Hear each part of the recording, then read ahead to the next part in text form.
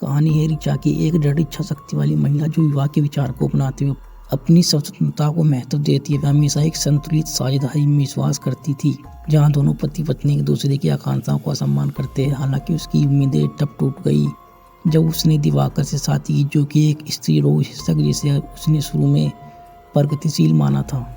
जैसे ही वे अपने नए घर में बस गई, उसने देखा कि उसकी सास बिना थके घर के सभी काम निपटा रही है और बिना किसी सवाल के उसके पति की हर जरूरत को पूरा कर रही थी।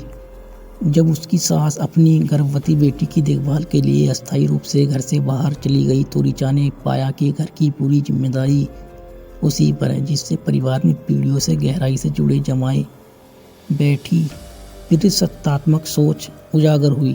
दिवाकर और उसके पिता शिक्षित पेशेवर होने के बावजूद घर के साथ ऐसा व्यवहार करते थे जैसे कोई सुविधा हो। वे निश्चित समय पर भोजन की मांग करते थे और ऋचा के प्रयासों की कोई सराहना नहीं करते थे। उसके खाना पकाने के कौशल और घरेलू प्रबंधक के बारे में टिप्पणियां लापरवाही से की जाती थी, जिससे उसे लगता था कि उसकी सराहना नहीं की जा रही है और वह फंसी हुई है। समय के साथ ऋचा की हताशा बढ़ती गई, लेकिन दिवाकर से बात करने की उसकी कोशिश बेकार साबित हुई।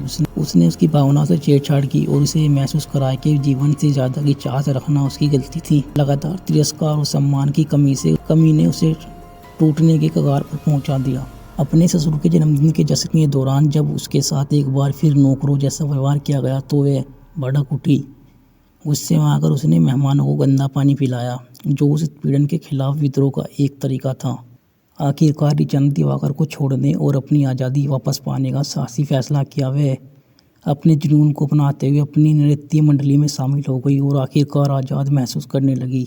दिवाकर अपने तौर तरीकों से बदलने में असमर्थ था, फिर से शादी कर ली और एक दूसरी महिला के साथ अपना जीवन जारी रखा, जिससे उम्मीद की जाती थी कि वह उन्हीं पुरानी अपेक्षाओं के अनुरूप काम करेगी।